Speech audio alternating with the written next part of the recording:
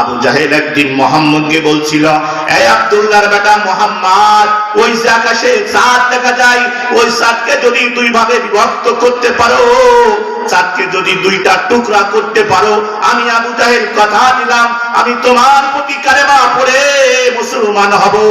আল্লাহর বান্দারা, আল্লাহর হাবিব বিশ্ব নবী রাহমাতুল লিল আলামিন চাঁদকে যখন দুই ফাটল করার কথা বলেছে, আল্লাহ রব্বুল আলামিন জিবরিল আমিনকে বলে, এই জিবরিল যাও, জলদি করে যাও, আমার দোস্ত মুহাম্মদকে বলে দাও, আমার দোস্ত মুহাম্মদ যেন ওই চাঁদের দিকে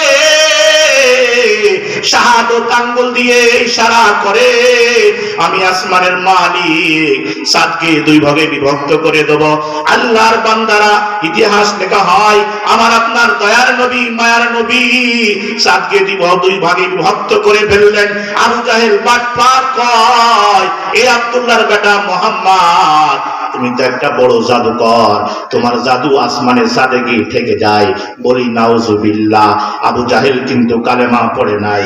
আর 1400 বছর পরে এসে আমেরিকার খ্রিস্টানের বাচ্চা লীলার মুসলিম সারা দুনিয়ার মানুষদেরকে বলে, এ দুনিয়ার মানুষ তোমরা শুনে রাখো, তোমরা শুনে রাখো, আমি যেই দিনকে চাঁদের দেশে গিয়েছিলাম ওই দিন দেখলাম চাঁদের গায়ে একটা রেখা দেখা যায়, একটা দাগ দেখা যায়। আমি বুঝতে পারলাম ওই যে মুসলমানের নবী আব্দুল্লাহর বেটা মুহাম্মদ আবু জাহেলের কথা মতো একদিন চাঁদকে দুই ভাগে বিভক্ত করেছিলেন। ওই চাঁদের চিহ্ন, ওই রেখাটা আমি লীলার মস্তাং আমি আজও দেখে আসলাম চাঁদের ভিতরে সেই রেখাটা। সুতরাং এই দুনিয়ার মানুষ, এ দুনিয়ার মানুষ তোমরা শুনিয়া রাখো, আমি লীলার মস্তাং ওই চাঁদের রেখা থেকে ফাটল দেখে কালেমা পড়ে মুসলমান হয়ে গেলাম।